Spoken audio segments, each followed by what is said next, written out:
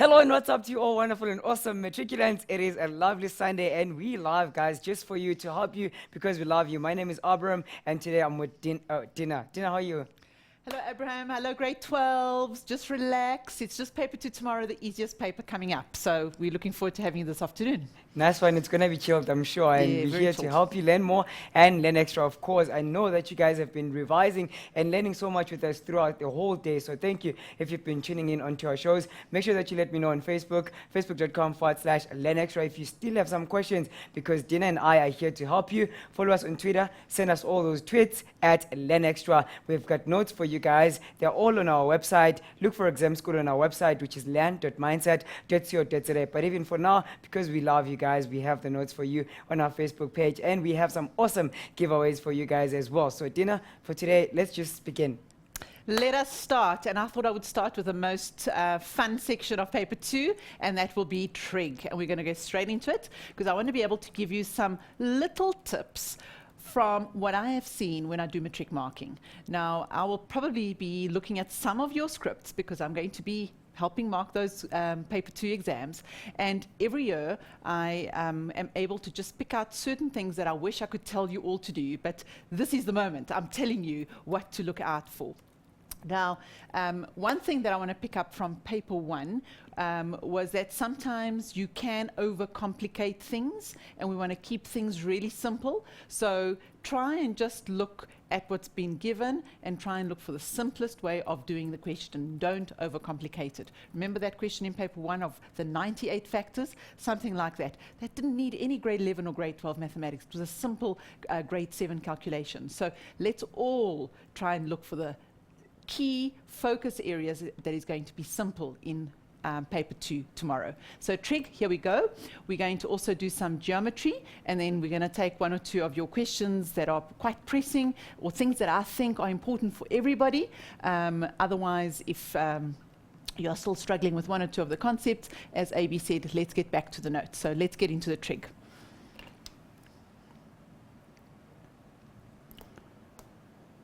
Okay, so we're going to work through some questions. And the first one is one of my favorite questions because it's got some interesting algebraic concepts, and let's talk about those. It says if cos beta is p over root 5, where p is negative and b is in the interval 180 to 360, determine using a diagram an expression in terms of p for tan beta.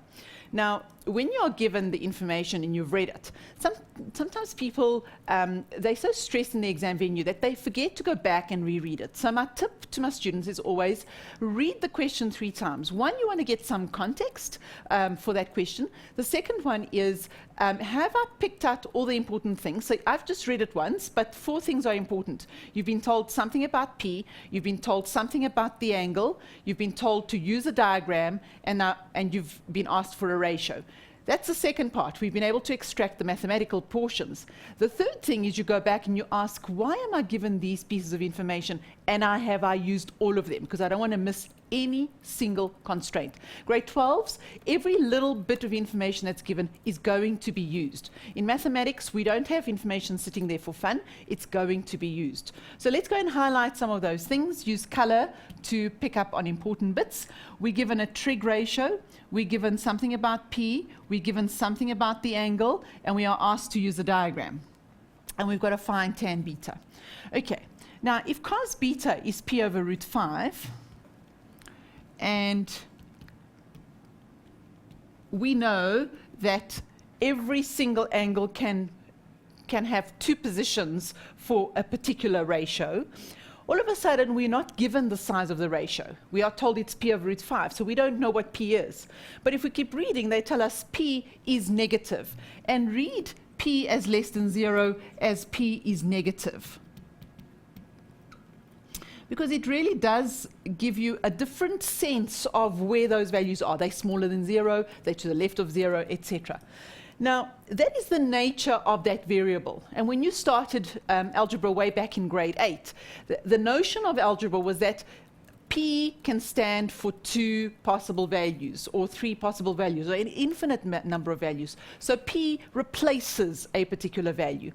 Now, what a lot of matriculants did, because I think this was about 3 or 4 years in the final paper, was they all took that p and they wrote it like this. They said it's equal to negative p over root 5. So most of them did that. That automatically told me that you don't understand why you have been given p in the first place.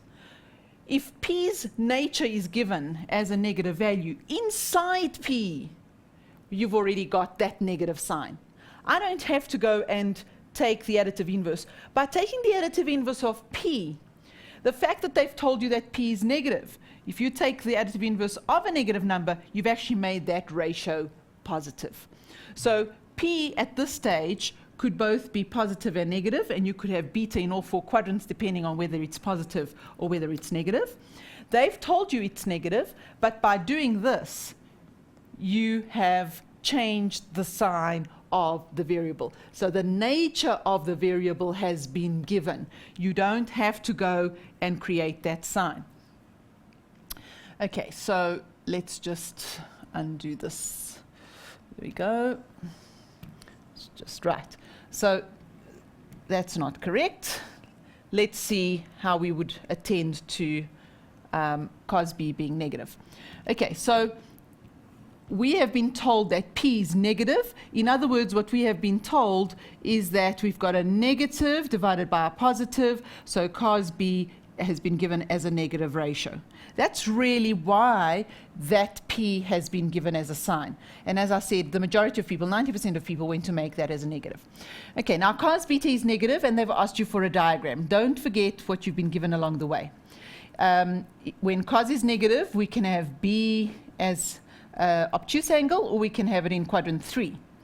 And if we look at all the possible restrictions, b is also between 180 and 360. So between 180 and 360, to take on the other restriction, would be over there. So beta is accommodated by both restrictions as being in the 3rd quadrant. So if we draw a picture in the 3rd quadrant, it would look something like this. Beta rotates with its terminal ray in quadrant 3. There's my beta. My cos ratio tells me that it's x over radius. And so I can work out what my y value is, because the array rotates with the equation of the circle. So this value over there, and I'm just going to erase this little bit, we don't need it. There we go. Okay.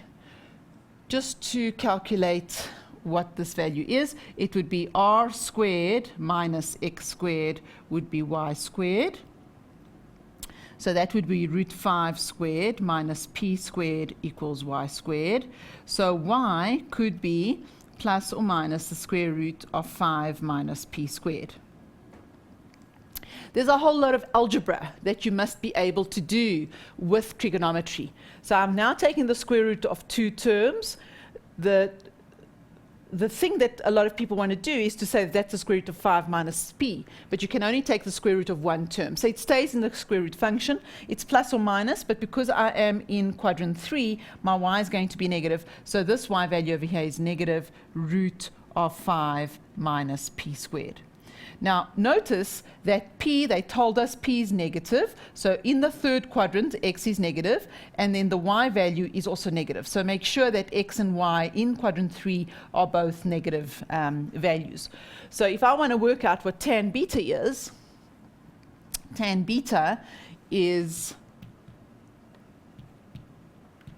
my y over my x. So it would be negative root 5 minus p squared all over p.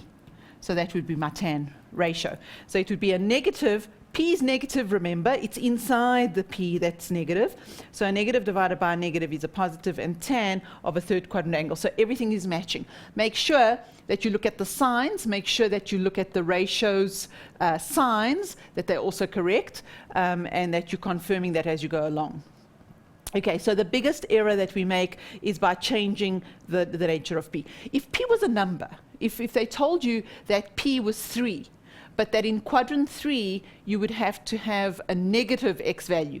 That's when you would have made it negative, when it's actual number. But when it's a variable, inside the variable is the nature of that number.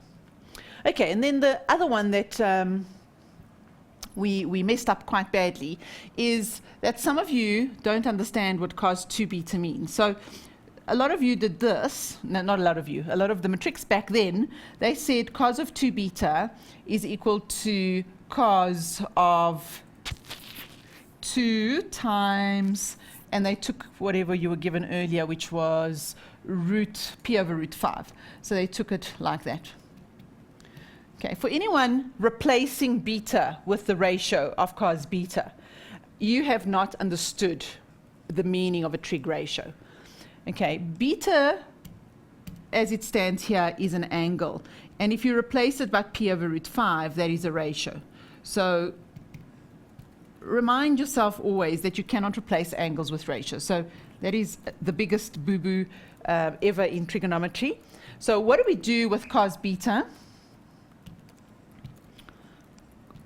Cos 2 beta, if the diagram that we've been given is a diagram involving beta. What do we do? So my diagram now refers to beta. I've got cos 2 beta. Explain. What can I utilize to use my diagram and to unpack what cos 2 beta is? Yes, there's a formula that expands, simply expands 2 beta into beta. Now that I've got things in terms of beta, it's now matching my diagram. So my diagram is 2 of p over root 5. In fact, I didn't need the diagram because they gave it to me, minus 1. So I would be left with 2 p squared over 5 minus 1. And that would be cos squared 2 beta. So very, very important, the expansion for 2 beta into beta in order to be able to use the angle. And grade 12s for tomorrow morning when you start your exam at 9 o'clock and you've got 10 minutes reading time, go back and just identify all the instructions. It doesn't matter how many millions of questions you've practiced up to today. Tomorrow is what counts. And you need to make sure that you've used what has been given, not what you think has been given, but in fact what has been given. Did you use the ratio? Did you use the condition on P? Did you use the constraint on the angle? Have you used the diagram? Because if you've gone on your own little tangent and you've bypassed all these things, you're not on the road to getting full marks. So let's all keep our focus on that. And when you finish the question, just go back. Did I use it, everything that they have given me?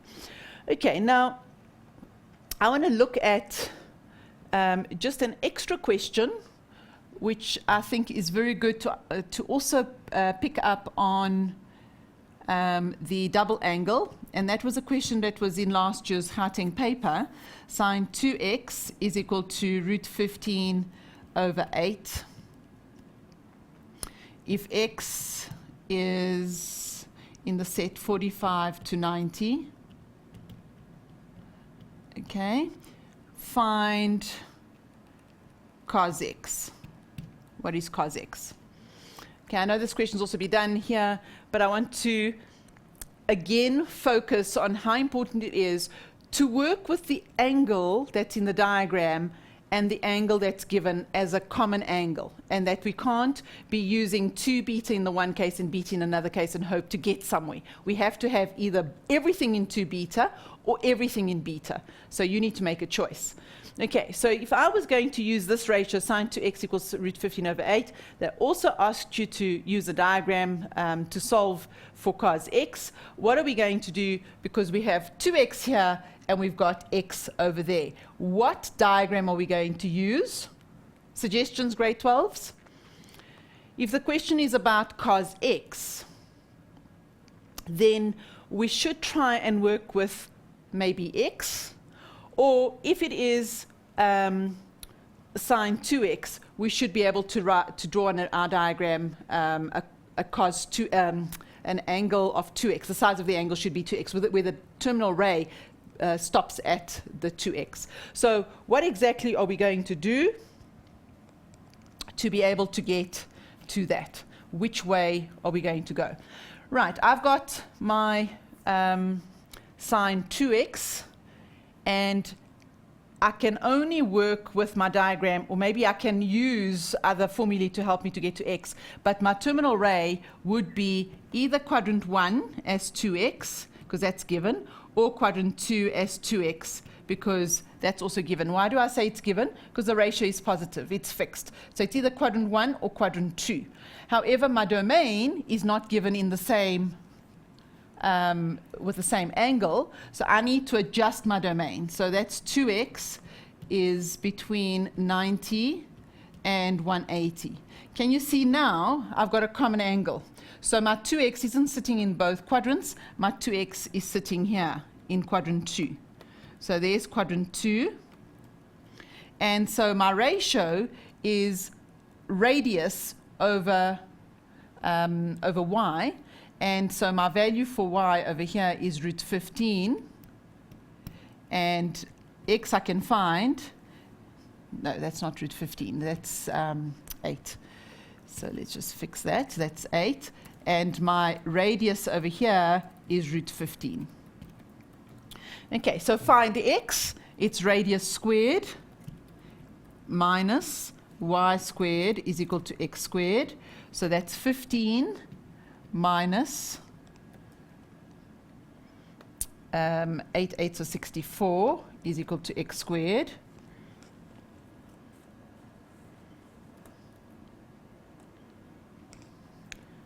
And x squared is equal to a negative value. So we haven't got, okay, I haven't got very nice values that I've worked with because we're sitting with a negative value. R squared minus y squared, this is r over y. Okay, so we seem to be hitting a problem there. We'll come back after the break and just see what we can do to just fix that. Thank you so much, Tina. And Mindsetters, remember, this show is endorsed by the Department of Basic Education of South Africa, as well as sponsored by MTN SA Foundation. So stay tuned for more after the break.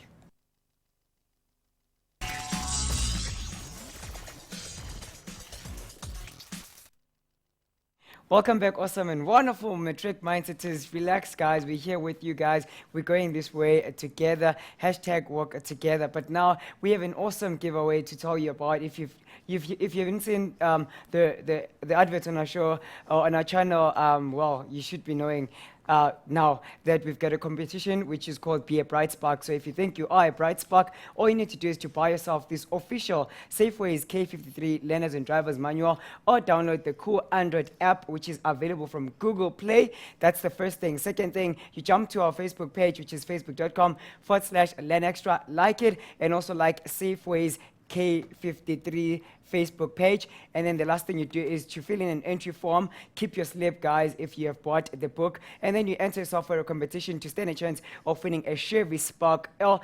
The competition is closing on the 15th of November, and the winner will be announced live right here on Sunday, 23rd November. So guys, you've got a few weeks left for you to enter right now. Dina, back to you. Right, grade 12. I'm getting back to that trick question, and I'm sure some of you have spotted that the definition for sine isn't r over y, but in fact y over r. So let's correct that. So let's just correct that, and let's correct that here too. And so we can go into yellow mode and say that sine x is equal to y over r.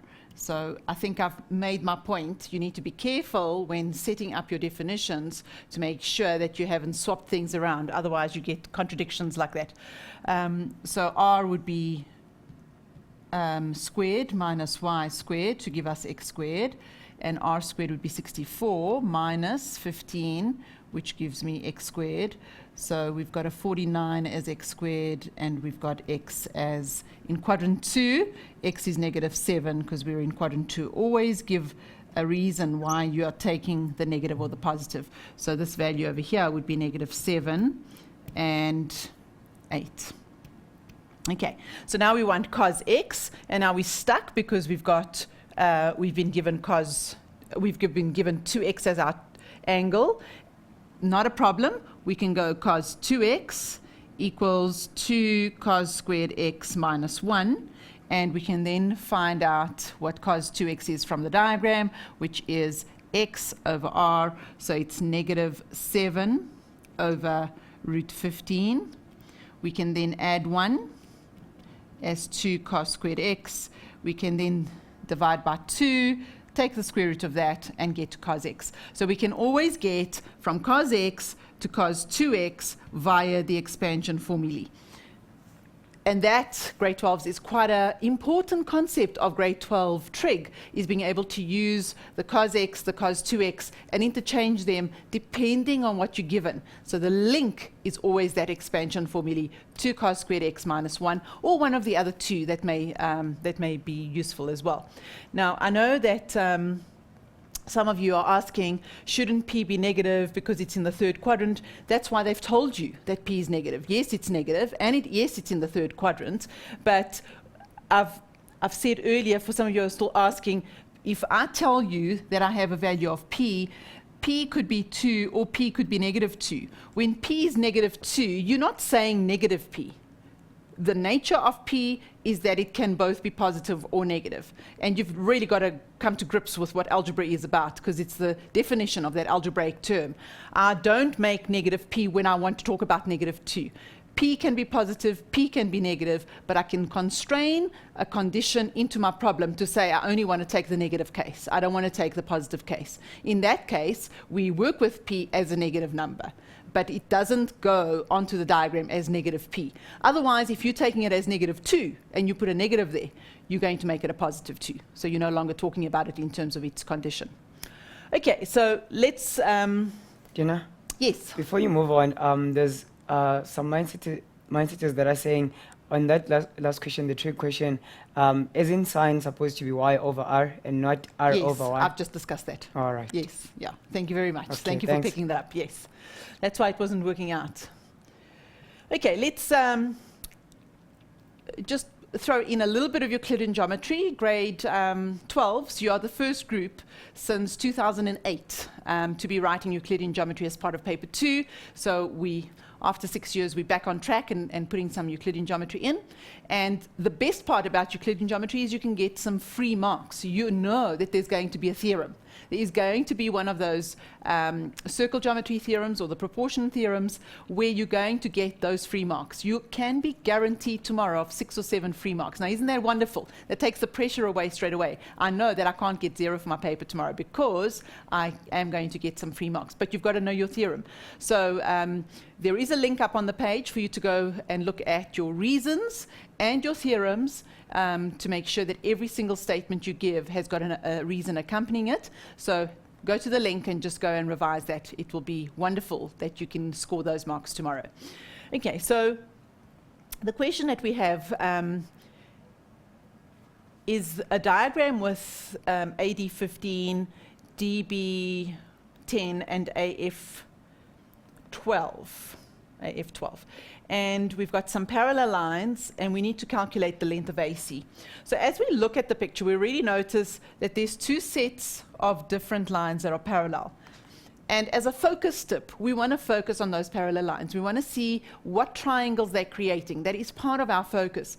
Because whenever we're given parallel lines and triangles, we're going to have our ratios in the triangle coming through. So we want to see what ratios we have. Now, you must be taking some color into geometry, and you must work on your diagram sheet. I'm going to just put the word here, diagram sheet. Don't work on your question paper, because the marker that comes along can't see your train of thought. So your diagram sheets are right at the back of your question paper. Pull them off, and as you're reading this information like I've read it for you, do it on the diagram sheet. Put the colorings on the diagram sheet. So if you've perhaps forgotten to post something onto your question paper, we can follow your train of thought on the diagram sheet. But if it's on your question paper, you're going to take your question paper away, and we're never going to see your thinking. And we can't give you marks for what we don't see. So it's imperative that you work on the diagram sheet. Okay, so we've got the pink one that's got those sets of parallel lines. So I'm going to focus on them because my theorem on proportion says that AD to DB, that ratio is the same as AF to FE. But I can also take AD to AB as AF to AE. I can also take this portion to the total, that portion to the total. So as long as you're creating the portions in the same order, then we've got those equal ratios. Okay, so if I work with 15 to 10, that is the same as 12 to the unknown. And where am I going? I'm going to try and find AC. But before I do that, I'm going to color in my other triangle that's got some parallel lines, which is this triangle, and it's there. Okay, so I also know that the same ratio, because these points here intersect, 15 to 10 is also the same as that length to that length as well. And if I can find FE first, then I'm going to have that total length, and then I just have to find that one. So the moment you've got parallel lines, you're going to work with proportion. And grade 12s, it's not difficult. It's just about setting the correct order of those ratios. So firstly, it's about setting, and then the second one is you need to be giving a reason for that statement of that ratio that you're setting up. So let's go and do that. We're going to say, firstly, that we want to find what EF is. And EF, remember, is in the pink triangle. So I'm going to let this little bit be X. And I'm going to say, in triangle ABE, I have the following ratio. X to AF is the same as DB to DA. And the reason is line parallel to third side of triangle. Okay? And then I just substitute in the values. So you're giving the marker an indication of what ratio you're setting up, and then you're filling in the values. AF is the 12, DB is the 10, and DA is the 15, I think. Let's just check that. Yeah, 15. So X then is equal to 12 times 10 divided by 15. 12 times 10 divided by 15. And that gives us 8. So X is now 8. And we then want the yellow triangle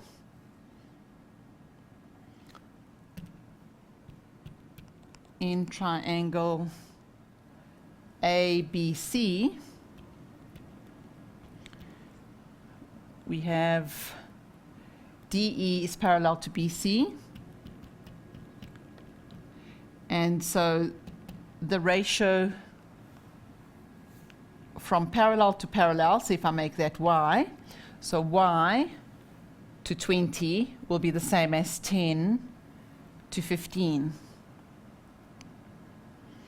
So Y to 20 is the same as 10 to 15. Don't forget the reason. Line parallel to third side of triangle. And then we solve for Y, which is 200 divided by 15.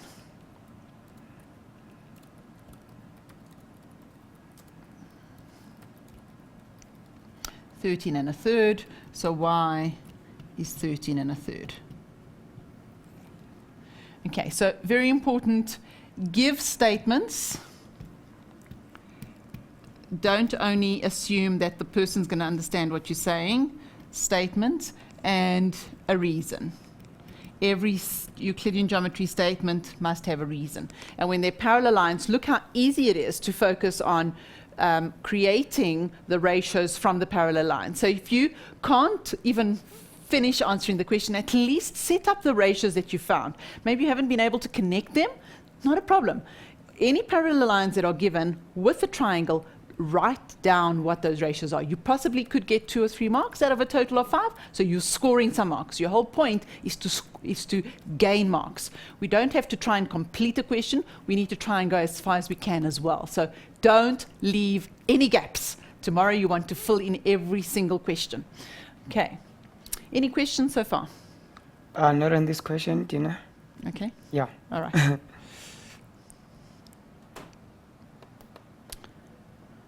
Okay, so let's go back to question 1, where again I had a little bit of trig, and you were solving for x if sine x plus 2 cos squared x equals 1.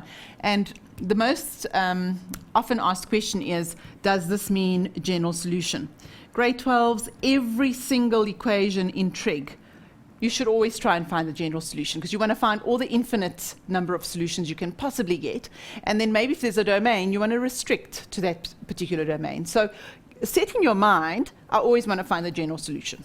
And if there's some constraint that defines for me a domain of values, then I'm going to chop off as required. Okay, so that is definitely general solution. Grade 12s, what's the problem? We've got a sine, we've got a cos. Unlike terms, so we want to make them into like terms, because everything about a general solution is to try and get trinomials that factorize. So I'm definitely going to make cos squared, which I can, into a sine term, so that becomes 2 into 1 minus sine squared x minus 1 equals 0. So with any trig equation, the tips are, if I'm not equating sine and cos to each other, which I'll do a little later, I'll show you one of those, then I want to equate to 0. Okay, and I want to find some like terms. And the like terms must have the same angle. So if you have a sine 2x or a cos 2x and a cos x and a sine x, they're not like terms. So we need to get them into the same angle. So it's a common angle. So here I've been able to get it in the same angle, x, and I've been able to get it into sine. So I can now solve my equation. So I've got sine x plus 2 minus 2 sine squared x minus 1 equals 0. Keep going, add up. So it's negative 2 sine squared x plus sine x plus 1 equals 0. A tip, grade 12s, is not to work with a negative coefficient, because then you've got to think about the signs to use. So get rid of the negative. Why can I get rid of the negative? Because 0 divided by negative 1 is still 0. So I'm not just erasing it, throwing it out. And so now I can 2. So I can factorize 2 sine x minus 1 sine x minus 1. Just see, that's negative 2, that's plus sine to give us negative 1, and we get sine x equals negative a half, or sine x equals 1. And when is sine x negative a half? When x equals 30 plus k 360 degrees, or when x equals, no, that's not 30, it's negative 30, because it's a negative angle. Let's just correct that. That's negative 30, or the third quadrant angle, which is 210. And that can be fourth quadrant, that could also be 300. So it doesn't matter how you do it, you need 2 sets of solutions. Or when is sine x equal to 1, a maximum of 1 happens at 90, and there's only one of those in a period of 360. What must come here, grade 12s, and many people lose a mark, is that this k is an integer. If you don't write in that it's an integer, you lose a mark. So just a reminder to everybody, we want to see that. So lots of algebra that goes into a general equation. Abraham, over to you. Thank you so much, Dina. Mindsetters, thank you for all your suggestions, your comments, as well as helping one another on the page. That's the spirit. That's what we want. You've got this opportunity. It's now or never. If you're struggling, give us your questions, because we're here for you. You heard Dina asking for questions. So guys, if you're sitting there, you're struggling, bring those questions on our Facebook page. It is facebook.com/learnextra. And a big thank you once more again. We're grateful to MTN SA Foundation for making sure that they're sponsoring this show for you guys. We love you, and we'll see you after the break.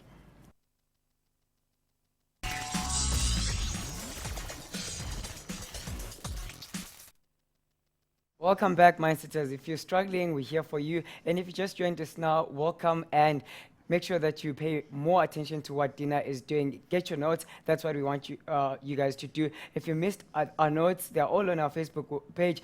If you don't get them on our Facebook wall, make sure that you go to land.mindset.co.za. And to all those that are asking about the competition on how to win the car, it's simple. 3 steps. 1, you buy yourself this official Safeways K53 Learners and Drivers Manual, or download the Cool Android app, which is available from Google Play. Secondly, like our Facebook page, which is facebook.com/learnextra, and Safeways K53 Facebook page, which is facebook.com/Safeways K53. Lastly, fill in the entry form that is found on our Facebook page. It is on a tab that is called Win a Chevy Spark L. That's simple, guys.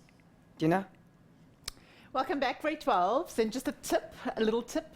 We don't want to work through the whole night tonight. So whatever you've learned from Mindset, whatever you're learning after Mindset for at least 2 or 3 hours, you're going to get a good night's rest, because otherwise your brain is not alive and alert tomorrow morning. So you want to give it a good 6 to 8 hours sleep, and then tomorrow you're going to be fresh and ready for all those trick questions, those general solutions, as well as some analytical geometry. So let's do a quick question on the revision of the more intricate topics of analytical geometry. So I'm going to look at a distance and a bit of midpoint. All those, I'm assuming you have got them under your wing. I'm really going to look at the things that could create a little bit more of some more difficult mathematics. So let's have a look at the question. We've been given the length of the radius of a circle with that equation as 5 units. Okay, so there's my circle. There's its equation, and it has a radius of 5 units. How many times must you read the question? 3 times. So we've only read it twice. So let's read it a 3rd time. We've been given the length of the radius as 5 units. And we've been given the equation of the circle. Right, we got it. We haven't left anything out. Show by means of calculations that A is 20. So we want to find out what that value of A is. Grade 12 suggestions. How are we going to tackle what the value of A is if we've got the equation of the circle? Okay, an equation of the circle can come in 2 forms. It can come in this form, which is a general form, or it can come in the standard form, which is the form that you know as having the center. So whenever we have 2 or 3 variety of ways of being able to write something, we want to explore those. So, for example, we've been talking about cos 2x today and how we can change it into cos x. Any of those forms that you know, always go backwards and forwards, because grade 12s, we're not going to test you on something that's out there in space. We're going to test you on something that you've learned, and we're going to ask you to apply what you've learned. So keep going back to the formulae that we've taught you when you are not sure how to proceed. Keep coming back to the formulae. So we've been given the general formula. How do we get it into the standard form? What is the standard form of the equation of the circle? We know it as x minus a squared plus y minus b squared is equal to r squared, where a and b are the center. So we're looking for the squared version of my x's, we're looking for the squared version of my y's. And sometimes, again, we don't always know how to proceed with an answer, but we do know some facts. And that's where you begin, grade 12s, with the facts that you know. I can go from standard form into, I can go from general into standard form. And how do I go from that form into that form? Okay, we complete the square on our x's and we complete the square on our y. So let's do that. We currently have x squared minus 2x plus y squared plus 4y is equal to a. And we're going to complete the square on the x's. So I've got a half of negative 2 is 1. 1 squared is 1. So I'm going to add 1 to the left and 1 to the right. So I've now got x squared minus 2x plus 1. And I can factorize my x's. Then I have my y's. Half of 4 is 2. 2 squared is 4. So I'm going to add 4. I'm going to add 4.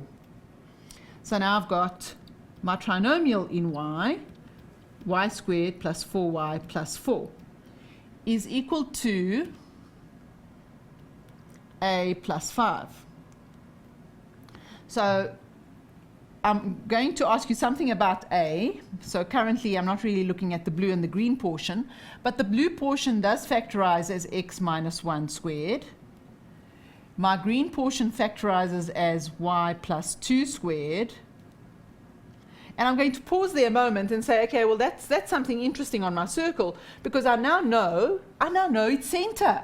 So my center is 1 and negative 2. So I go to 1 and negative 2, and there's my center, 1 and negative 2.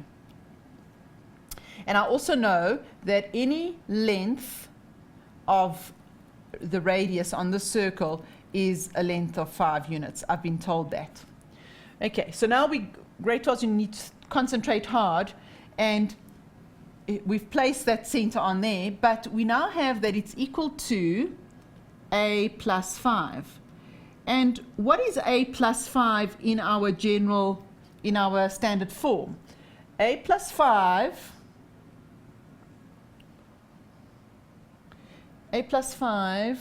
is equal to r squared.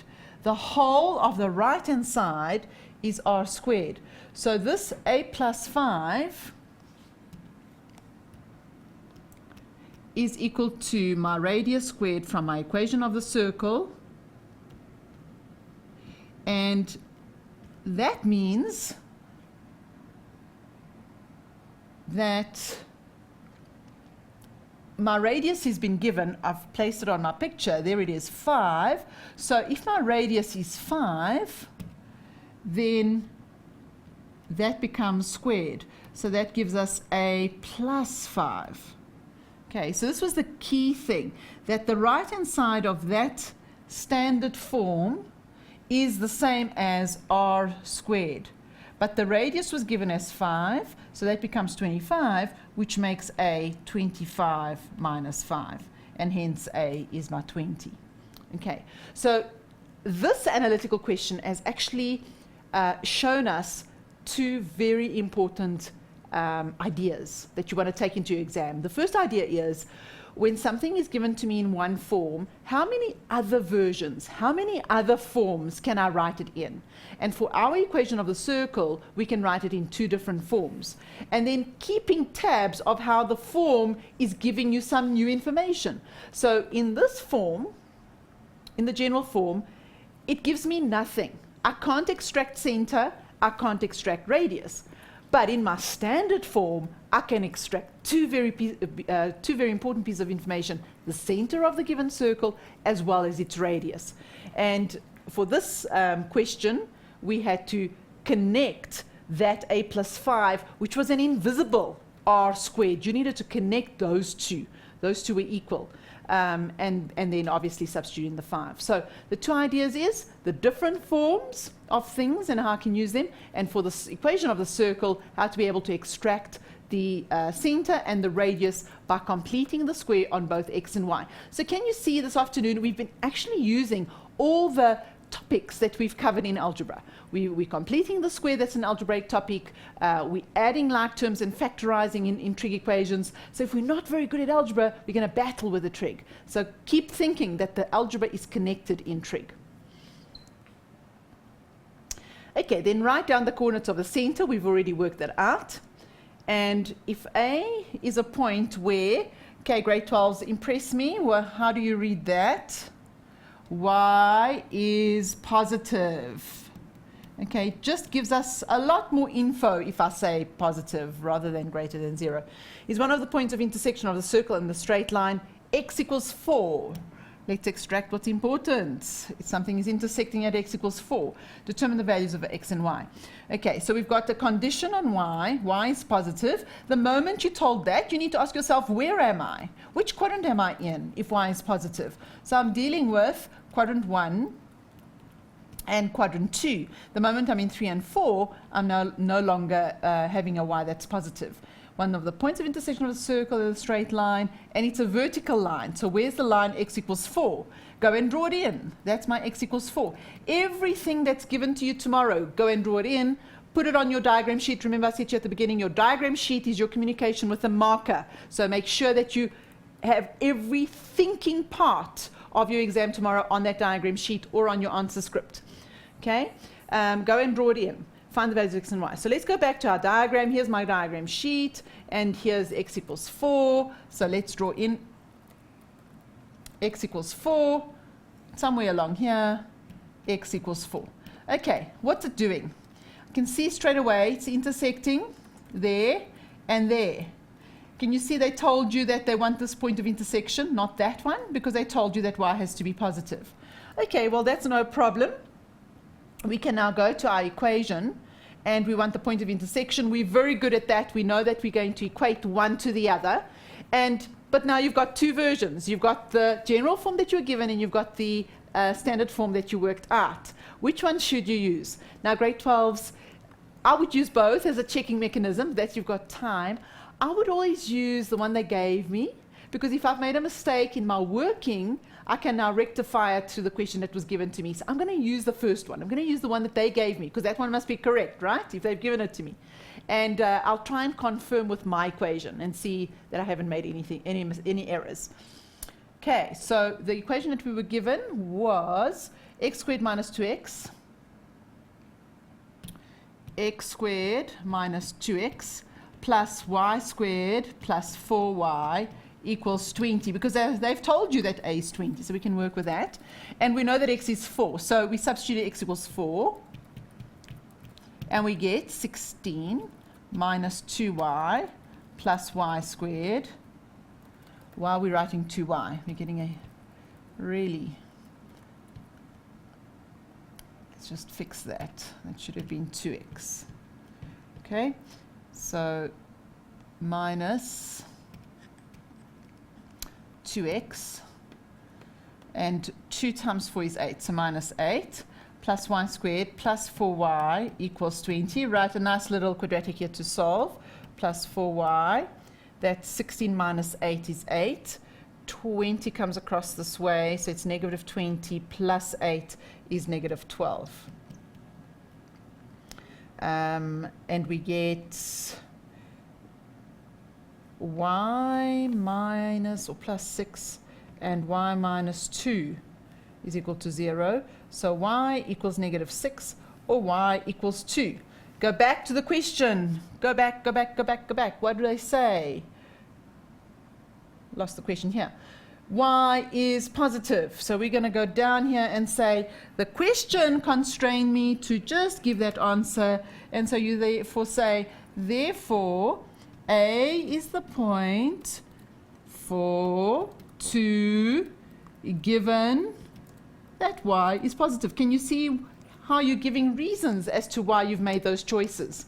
Okay, always because we're going back to the question. What's the question asking? Don't assume that you think you know what it's saying. Go back and read, go back and read, go back and read 3 times. Okay, so let's just see where the next one, yeah, there we go. Determine the equation of the tangent to the circle at the point A. So we now have point A is a point 2. No, it's 4, 2. Let's just go and do. Okay, so it's right. This point there, and that's the point 4, 2. And we would like to know what is the equation of the tangent.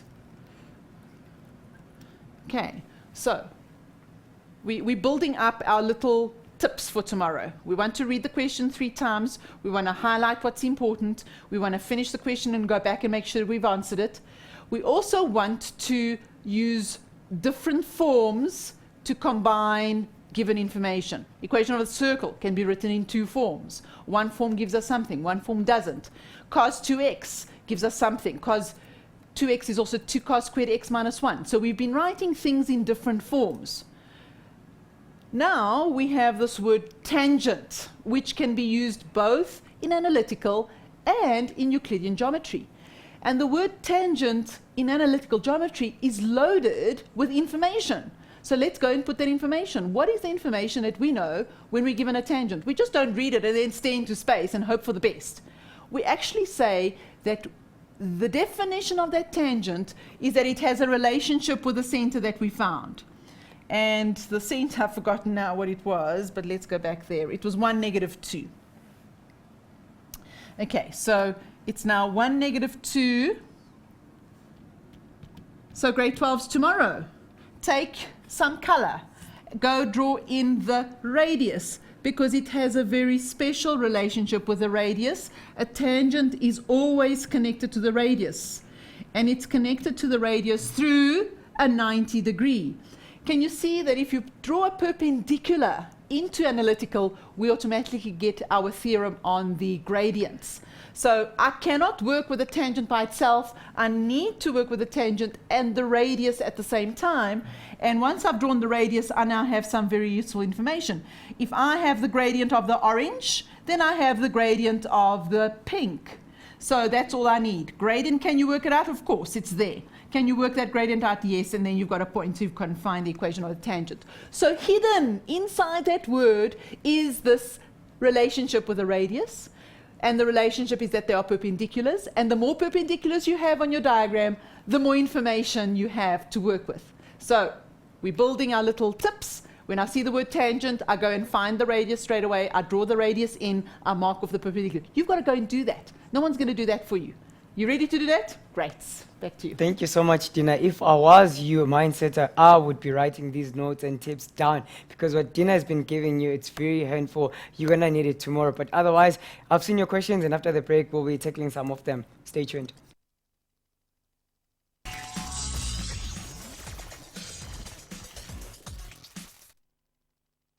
Welcome back, mindsetters, and I'm going to stress this: get your notes right now. If you don't see them on our page, make sure that you go to land.mindset.co.za. Don't forget, this show is proudly endorsed by the Department of Basic Education of South Africa, as well as sponsored by MTN SA Foundation. So to MTN SA Foundation, thank you so much for making this possible. Dina, back to you. More questions, more work. And I'm so excited. We've been building up to this. Grade 12, there's some of you asking about the completing of the square. I'm not going to repeat myself. I would just ask you to go back to the explanation and just listen to it again so that you can be aware of what's happening. Some of you have asked what happens if x or y is negative. It doesn't impact on what you're adding, because you've got a square. The completing of the square. So you're having a problem with the completing of the square, which is really an algebraic concept. I would say just go back to your notes to find out how to complete the square. All right, we want to move on, and we want to do some trig, because trig, there's going to be at least 40% of your paper is going to be trig. So we've spent a little bit on just the general solution, which is what people battle with all the time. And then I want to look at some sketching. Let's go and do some graphs. You're definitely going to have a graph. I can't predict now. I'm not on the examination panel, so I can't predict for you whether it's cos x minus 30 that you're going to sketch and y equals tan a half x. Or whether it's sine of x minus 60 and cos of x or 2x. We could make them up as we go along. But what we do know, they're going to be 2 of the 3, unless they give you all 3 sketched. Okay, so let's go straight into a possibility of tomorrow. You're going to sketch, you're possibly going to be asked an equation, and then you're going to be asked some questions around products and quotients of the various graphs. So let's see how to handle that. The question is, we have an f function that's cos a half x, and we've got a g function that's sine of x plus 60. And tomorrow also, when you're doing the reading of the paper, go to that question and go and find out, what graph have I been given? So that you already, your mind is processing what kind of transformation you're expecting to work with. So if I look at that, period, change, horizontal shift. So I know my head is now focusing on those 2. It's decluttering. It's not worrying about everything else, but it's now focusing. Okay, I've got a period change in cos, and I've got a horizontal translation in sine. So I'm beginning to make some deductions over here. We say that the period of this graph is now at 720. Okay, and we've got that the 0 for this graph would be at negative 60, 0. So that's where I'm going to begin. I'm not going to look at just yet at that, the domain, because I want to get a feel for how this graph is spread, and then I'll come back. But seeing that I'm working with negative 60 degrees, I'm certainly going to plot a Cartesian plane. Hopefully tomorrow they're going to give you a grid. It just helps in terms of the time. And let's see how we could now sketch these graphs as quickly as possible. If we take the sine graph, we now know that we're starting at negative 60. So I like to draw in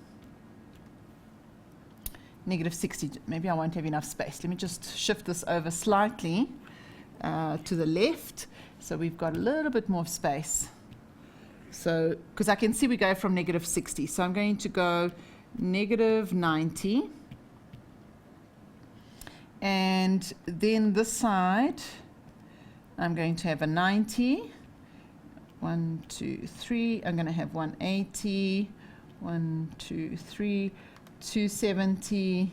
1, 2, 3, and 360. Okay. So my sine graph, I know I'm going to start at 0. Negative 60 with a 0. Now, if I'm starting at negative 60, 0, I want to know where's my maximum going to be. And my maximum, because the period's not changing, every quadrant is still going to be 90 degrees later. So wherever 90 degrees was, it's just going to shift to the left by 60 degrees. And so the next point I'm going to plot is the point that's 90 degrees later from that angle, which is actually 30 degrees and 1. And that's why I've marked these off in 30 degrees, because my head was already telling me that I was going to have a maximum at 1. So I've already predicted that. So with all these graphs, it's useful to go in 30s. Unless there's a 45, then I would also have 45 degrees on it. Okay, so we now have there, that's my 30, and that's my negative 30. Okay, so my scale is I'm going up in 30s. Okay, so first value, 0. My next value is my maximum, which is 90 degrees later, and 90 degrees would be over here. So this would be a maximum of 1.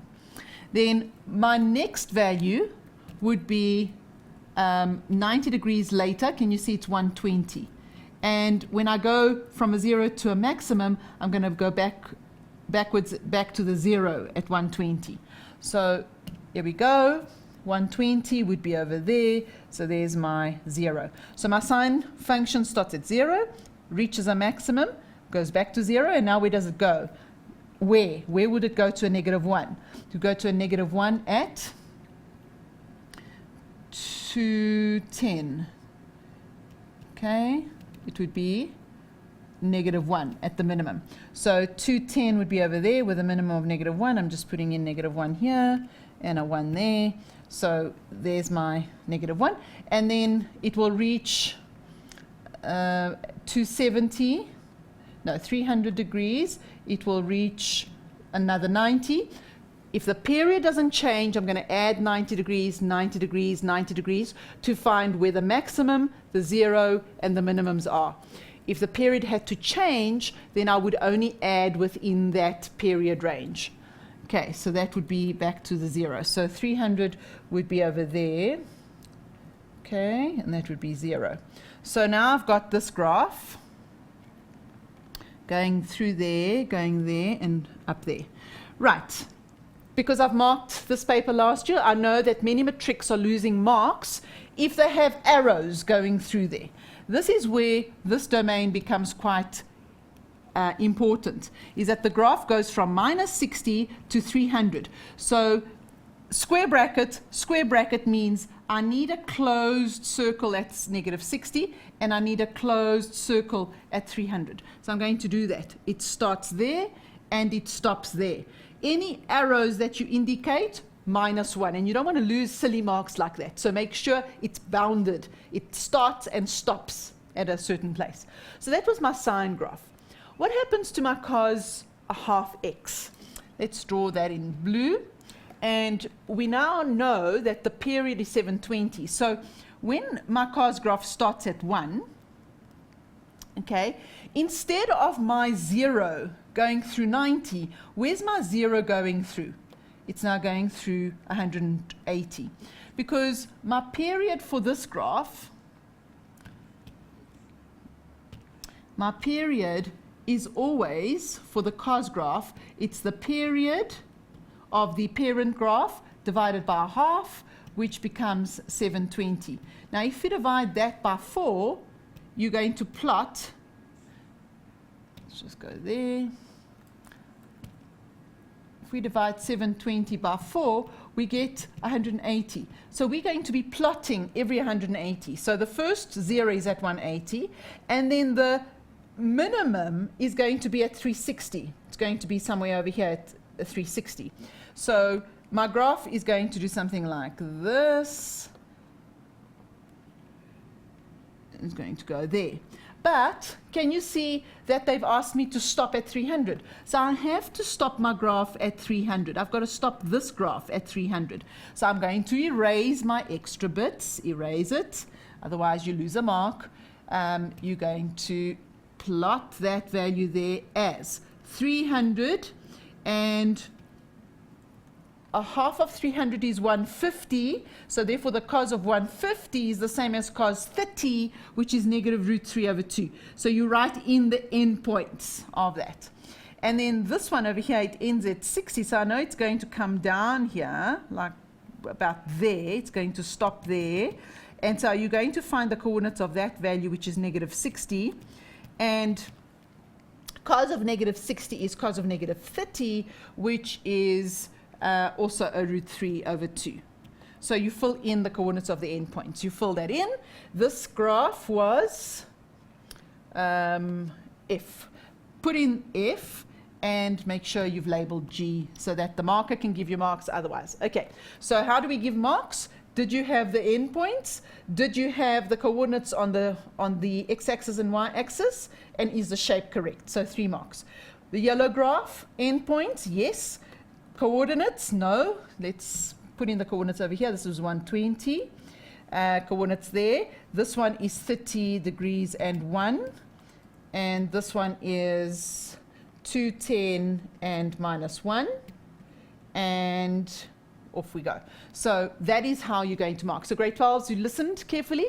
No arrows because there is a domain. Okay, so you can decide how long you're going to make. Can you see my x-axis is quite long? You don't have to cut off the x-axis. That's fine. As long as the graph that you've sketched, we can see it clearly. And the more information on the graph you have, the better it is for you. Remember, you're not going to be doing an oral exam, so you want to be writing everything down as much as possible. You want to be writing down. Okay, and then obviously the most favorite question, grade 12s, you must know this. You can make up these questions. What is the most favorite question about the graphs? We want to find out what is happening where this blue and yellow is intersecting, what is happening over there, what is happening over there. We want to find the points of intersection. Where are they happening? Where do they occur? Okay, and I think that is what this question is. Solve for x if sine x plus 60 is equal to cos of half x. There we go. Nice equation. So I went straight into the sketch because you really can get lots of marks in this question. You want to, as you're reading those first 10 minutes, you want to go and find out what the two graphs are. You want to be able to sketch them and get those maximum number of marks. Or then they've given you the graph and you've got to be able to interpret from the graph, which is even easier because it's less time consuming. Okay, but at some point you're going to get, okay, so I've just swapped these around. Let's find where they intersect. Okay, where is sine of x plus 60 equal to cos of a half x? Okay, lethal mistake number 1 is for you to say, okay, I'm very clever. I know my expansion of sine, so it must be whatever, sine 60 is equal to cos a half x. Grade 12s, don't expand unnecessarily because look what you've got now. You've got a sine x and cos x and you've got a cos of a half x. How are you going to get rid of that cos of half x? They are unlike terms. Okay, we don't want to expand. So we go back and we ask ourselves, let's reroute. Let's say sine x plus 60. Do we have an alternative here? And what is it? Yes, I've got an alternative because I know something very special about sine and cos. They are cofunctions. So let's use our knowledge of cofunctions. We know that this ratio can also be written as the cos of 90 minus x plus 60. Oh, look how lovely this is. If I've got cos of an angle equals cos of another angle, then I've got my reference angle as a half x. I've got this angle. So I can set up my general solution straight away. So my general solution will be 90 minus 60 is 30, 30 minus x is equal to, my reference angle is a half x, because the ratios are the same, so therefore the angles must be the same. These two angles, these two expressions must be equal to each other. So that's a half x. The moment you take out the angle into your general solution, at that stage you insert the domain straight away. It's not later on as an afterthought, it's here. Here, the moment you write down what your general solution is, you've got to introduce the domain. Or you have 30 minus x is equal to the additive inverse, negative a half x, and you introduce the domain here as well. Not later on, immediately you take it out of the equation form. So now we just have some nice equations, just have fun. We've got a half x, I'm going to multiply by 2, so we're going to get 60 minus 2x minus x is equal to k 720. And we then have negative 3x is equal to negative 60 plus k 720. And then x is equal to, divide by negative 3, 20 degrees plus or minus, doesn't really matter. In this case, that much, minus, divided by 3 is K240, K240. Or on this side, multiply by 2, that's 60, minus 2x is equal to negative x plus K360, K720.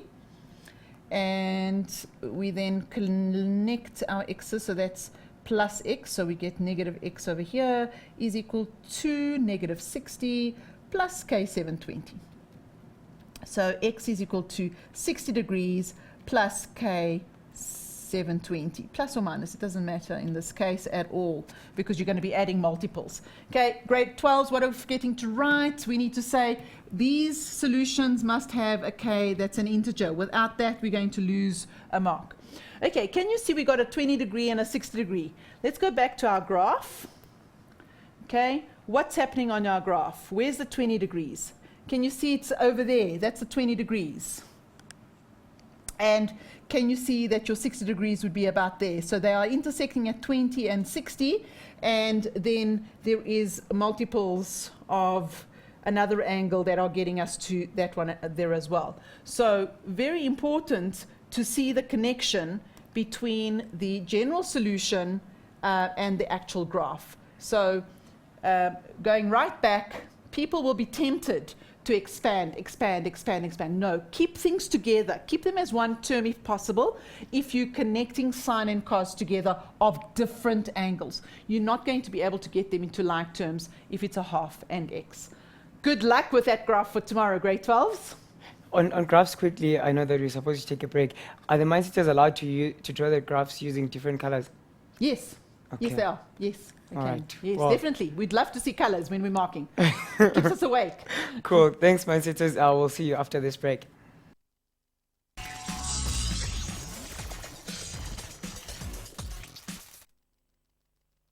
Welcome back, mindsetters. Now, something that I didn't tell you, that as we're giving away this car, there's also 3 other cars. So you could win one of these 4 cars that we have, one this year, and the others will be given away next year. So enter right now. All details are on our Facebook page. But for now, let's check some of your questions and see what Dina has for us. Grade 12s, my time's run out. I've got a little bit of time left for you. And what I'm going to do is the last little bits of those trick questions which came up with some mindsetters. Where is f smaller than g? Where is the product of f and g positive? How do we go about doing that? So let's go back here and say, if f is smaller than g of x, where is that happening? Okay, so grade 12s, I want you to take a ruler with me. And I want you to place the ruler at the end point. Can you tell me which y value is larger? Because when you talk about f and g, you've got to understand that you're talking about a y value. So if you want to translate that, you're really saying, where is y of f smaller than y of g? You can write that down. That's what it's meaning, the y value. So we're going to look for the x's, but we are given the y. So let's see what's happening over here. Can you see that the blue y is larger? Okay, it's on top of it. Then let's move the ruler. Take the ruler with me, move it. Can you see it stays the same? But then where it intersects, the y values are the same. And then can you see that the yellow is now on top? Okay, yellow stays on top, and then they're the same at the intersection. And then, okay, so then we keep going, and now we have the blue on top. And then the blue stays on top. Keep moving your ruler, then they're the same, and then you move across, and you've got that intersection there. So we want to see, in moving our ruler, where is the y of the blue graph, where is it smaller than the y of the g? So when it's smaller, I want it to be below. So where is y of f below y of g? Okay, so I go back up there, top, so big, big, big. Can you see it's happening between there? Y is below, below, below, up to there. Okay, so we want this interval over here, and then here the blue's on top, and then here the blue is again below. So we actually have this value over here all the way to the end. I'm going to call this value x of c. I'm going to call this point C. So it's below over there. So it's this little set of points. So we want this set. Now we've worked out that this is 20. This is 20 degrees.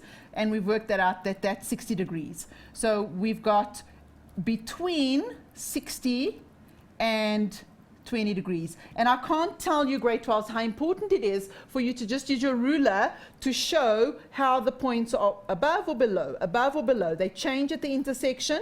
Then the one goes on top and it stays on top until you get here, then the blue one is below again. So just use your ruler or a vertical line. So there's my set, and it's also over here where it's x is bigger than x of c, and you would have to go and calculate that. I don't have time at the moment to do that. So that's how you would work that out. Then the other one that is often asked is this one. Where is the product of f and g, and let's say it's positive? Just want to see what you were asked. Let's see what we were asked. Where is the product negative? Okay, let's work with the negative one. We're over here, and we've got a negative product. Let's ask a negative product. So we have is less than or equal to 0. Okay. That means if I take y, so let's try and say y of f times y of g must be negative. So we're going to take the y of f, we're going to times it by y of g, and we're going to find out where is it negative, where is the product negative. So this is given, grade 12s. Very important to understand that that's given. So let's go back up and do the same thing. Take your ruler with me, okay? What is happening over here is that this y is positive and that's 0. So we would get a 0 value over here. Then let's move it a bit to the right. What are we getting? A positive and a positive. So that would be a positive product. Where's it going to change? Can you see the two numbers are still positive on both graphs? The y of the blue, the y of the yellow, positive. And multiply them. So you've got two positives. Two positives, two positives, two positives. Look where it changes, where the yellow goes below the graph. Then I have a negative yellow and a positive blue. And I keep going. And then I have, can you see from here on end, I've got two negatives. I've got a negative blue, a negative yellow. Negative, negative, negative, negative. So that's a positive. And then here, they're both negative again. So where do I want a positive and a negative? Because I want a negative product. Both are positive, not there. Both are positive, not there. So I want this area between there, all the way negative, positive, negative, up to there, because that's the area where one is positive and one is negative. Then they're both negative, so I'm not interested in those values. So I actually want those values over there, and that would mean, where did I see it? Between 120 and 180. So x between 180 and 120, and it includes it because I also want my zero value. The zero is also included. So that would be the product. And then just very briefly to answer some of the questions, there we go. One question was, how do I find the equation of the circle if I'm given 2 points at the end of the diameter? Remember, a diameter has its midpoint at the center. So if you have A and B, then you would get the midpoint of A and B, and that would be the center. Okay, the diameter's got the center on that midpoint. Somebody was asking about what is the period of that graph. The period of the graph is always 360 divided by the coefficient of the angle. So if you divide 360 by a half, you get 720. And then if Mindsetter asked, can I change cos x over 2 to sine? Yes, with all, you may do that. That's not a problem. You'll get the same solution. I like to change into cos because cos's reference angle is positive and negative. So with that, Mindsetters, we've come to the end. And I want to wish everybody all the very best. Remember to read your question 3 times, highlight in color what the important things are, and just go and have fun. Thank you so much, Dina. And in case Dina was going too fast for you, Mindsetters, make sure that you watch our repeat tonight at 9 p.m. We love you, and that's it from all of us. And a big thank you to MTN SA Foundation for proudly sponsoring this show. Tomorrow, go and kill that paper. Make sure that you get the best results ever. We love you, and peace.